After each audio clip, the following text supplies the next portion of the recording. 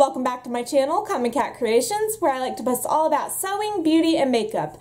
So today, in case you couldn't tell by the red, white, and blue eyes, I have a very patriotic makeup look inspired by the 4th of July.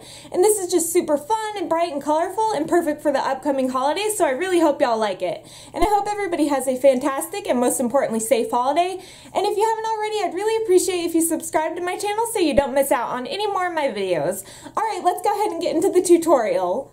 I've just washed my face and applied my moisturizer, and to start off I take my Wet n Wild Coverall primer and I apply this all over my face just to prep my skin for foundation, and this creates a really smooth surface and helps the foundation last. So for foundation I'm using Wet n Wild's Coverall Foundation in Fair, and I like to put tiny dots of it all over my face for an even application, which totally makes me look like a foundation monster. And then I blend it out with a damp makeup wedge, which creates just a really smooth, natural finish that I love. For concealer, I'm using this LA Girl Pro Conceal in Porcelain, and I apply it underneath my under eyes and then blend it out with the same sponge as before, just to brighten up and even out the under eye area. And I actually just purchased this, and so far I'm a big fan. I've seen so many YouTubers talk about it that when I found it for only $2 on Amazon, I had to give it a go, and I'm happy I did.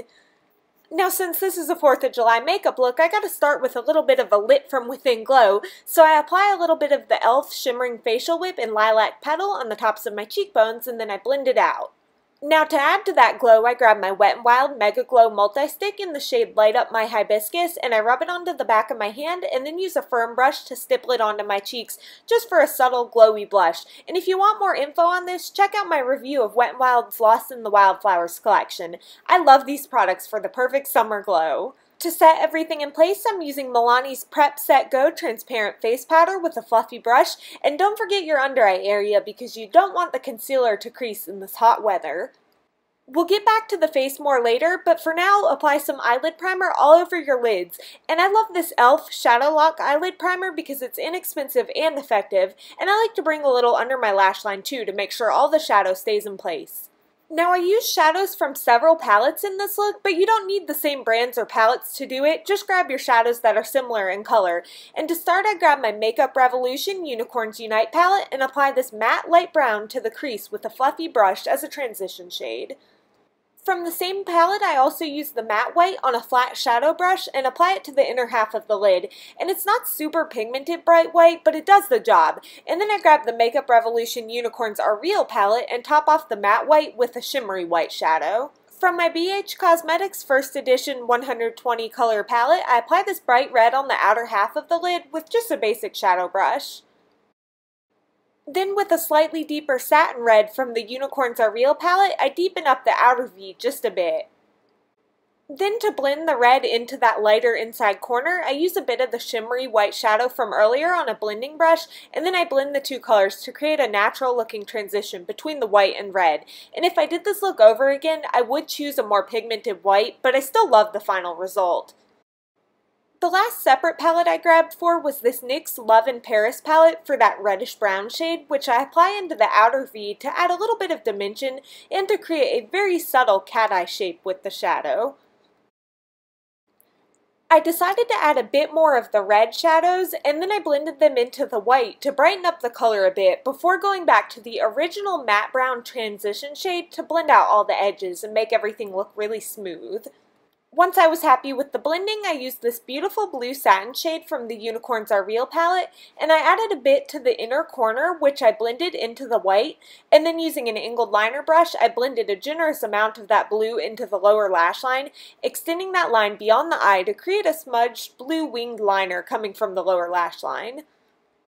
Put some of the shimmery white shadow onto a soft fluffy brush and blend it into the blue shadow to soften up the color some.